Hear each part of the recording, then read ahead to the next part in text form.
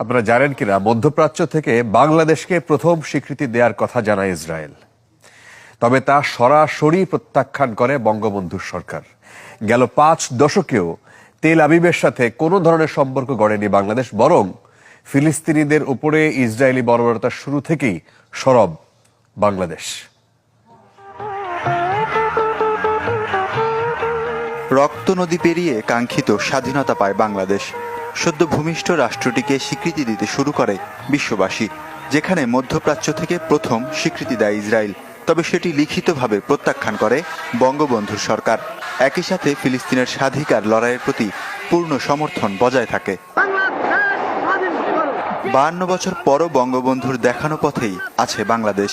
পবিত্র ভূমি বাইতুল মোকাদ্দাস ও নিপীড়িত ফিলিস্তিনিদের মুক্তি সংগ্রাম, মূলত এই দুটি কারণে ফিলিস্তিনের প্রতি অকুণ্ঠ সমর্থন জানান বাংলাদেশের মানুষ। একটি স্বাধীন রাষ্ট্র প্রতিষ্ঠায় ফিলিস্তিনি নাগরিকদের যেই সংগ্রাম, সেই সংগ্রামে পরিপূর্ণভাবে তাদের পাশে থাকার যে চেষ্টা আমরা বিভিন্ন বৈশ্বিক এবং আঞ্চলিক প্ল্যাটফর্মে করার চেষ্টা করেছি, সেটা আমাদের যেই পররাষ্ট্র নীতি এবং বৈশ্বিকভাবে নিপীড়িত মানুষজন ও শোষিত মানুষজনের পাশে থাকার যে নীতি, সেই জায়গাটাকেই কিন্তু সমুন্নত করে। 1997 সালে ঢাকা সফর করেছিলেন ফিলিস্তিনের তৎকালীন প্রেসিডেন্ট এবং মুক্তি আন্দোলনের প্রবাদ প্রতিম নেতা ইয়াসির আরাফাত। 2017 সালের ফেব্রুয়ারিতে বাংলাদেশ ঘুরে যান প্রেসিডেন্ট মাহমুদ আব্বাসও। ঢাকায় তাদের রাষ্ট্রদূত রয়েছে, তবে তেল আবিবের সাথে কোনো ধরনের সম্পর্কই গড়েনি ঢাকা। এমনকি অর্ধ শতাব্দী ধরে বাংলাদেশের পাসপোর্টে এক্সেপ্ট ইসরায়েল বা ইসরায়েল ছাড়া এমন লাইন লেখা ছিল।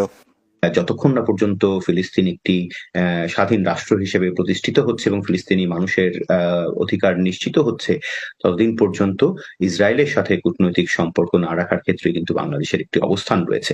ইসরায়েল যেভাবে আমাদের প্যালেস্টাইনিদের উপরে অত্যাচার শুরু করেছে, আমার অনুরোধ থাকবে আন্তর্জাতিক পর্যায়ে যে এগুলি বন্ধ করতে হবে। চলমান বর্বরতার বিরুদ্ধেও সরব ঢাকা। জাতিসংঘ থেকে ওআইসি সম্মেলন, সবখানেই ইসরায়েলের নিন্দায় সোচ্চার প্রধানমন্ত্রী শেখ হাসিনা। পাঠানো হয়েছে ত্রাণও। এছাড়া ইসরায়েলি পণ্য বয়কটও করেছেন অসংখ্য মানুষ। ওয়ালিউল্লাহ ফারুক, চ্যানেল 24।